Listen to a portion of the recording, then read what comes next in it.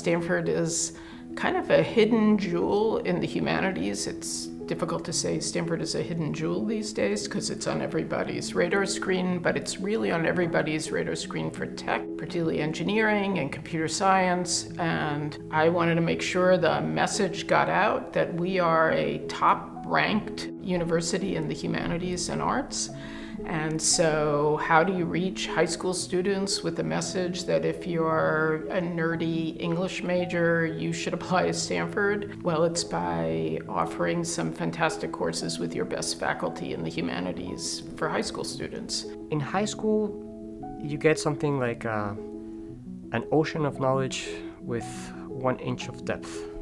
That is the high school experience. In college, let's say this becomes maybe a big sea of knowledge with 3 inches of depth, and as you move forward, you can imagine where this metaphor is headed.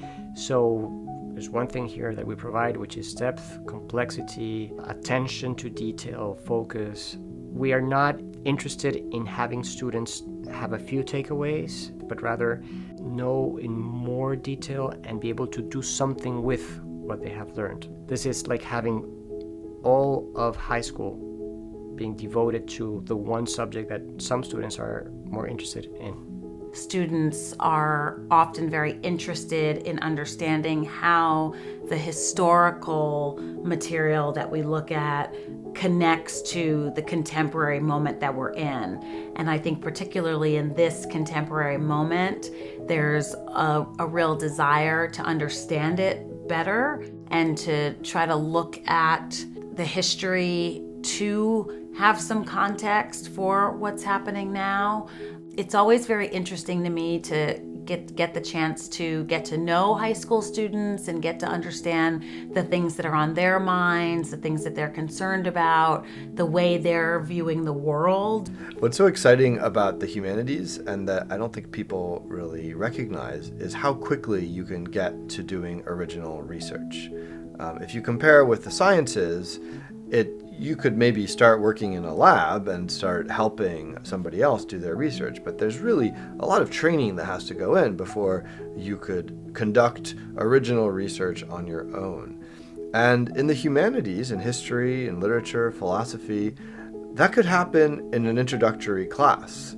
And that's really what we ask them to do, to jump right in and to draw on the work of other scholars to formulate their own hypotheses and discover things that maybe no one has thought about before. And that's such an exciting feeling. To be encountering knowledge for what might be the first time is a really amazing sensation. And I think it satisfies this deep human curiosity.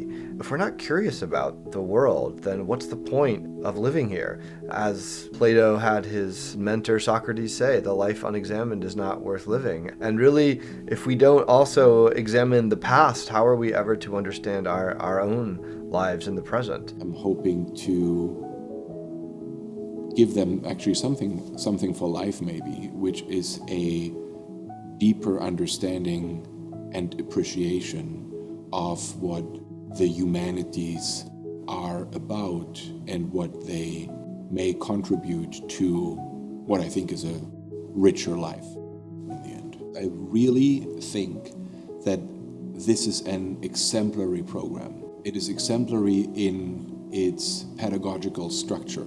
The students work with advanced undergraduates or recent graduates to develop questions that I am then confronted with in our Q&A session, where we are all thinking on our feet a little and basically get the seminar experience. And it all adds up to a just spectacular experience.